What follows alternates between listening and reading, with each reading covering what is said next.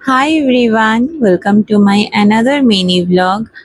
তো আজকে আমরা হঠাৎ করে প্ল্যান করেছিলাম যে ডোডোর আগের স্কুলের বান্ধবী আর ওর মা বাবা আবার আমাদের বন্ধু, তো ওদের সাথেই বেরোবো। পলাশদার অনুভাকে আমার আগের ভিডিওতে অনেকেই দেখেছে অনেকবার। তো ওদের সাথেই আমরা আজকে ঠিক করেছিলাম বেরোবো। অ্যাকচুয়ালি এই প্ল্যানটা বহু মাসের, কিন্তু হয়ে উঠছিল না, কারণ নয় পীযূষের ছুটি থাকতো তো পলাশদার ছুটি হতো না, বা পলাশদার ছুটি থাকলে পীযূষের ছুটি হতো না। তো ফাইনালি একই দিনে ছুটি হওয়াতে আমরা ঠিক করি যে আমরা কোথাও একটা হ্যাং আউট করবো।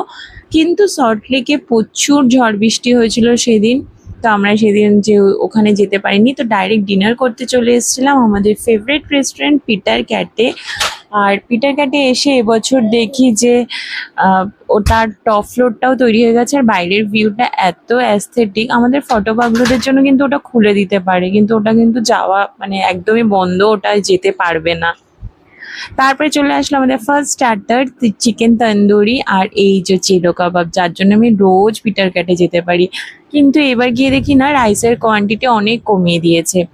আর অনুভা আর পীযূষ নিয়েছিল তন্দুরি চিকেন, বাটার নান, আফগানি চিকেন।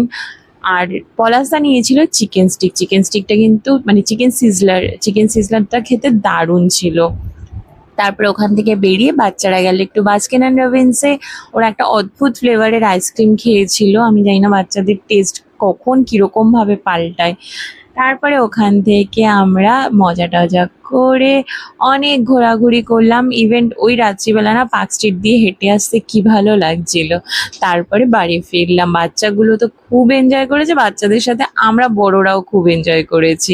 তো ভালো লাগলে প্লিজ একটু লাইক শেয়ার কমেন্ট করে যেও। চলো দেখা হবে আমার নেক্সট ব্লগে, টাটা।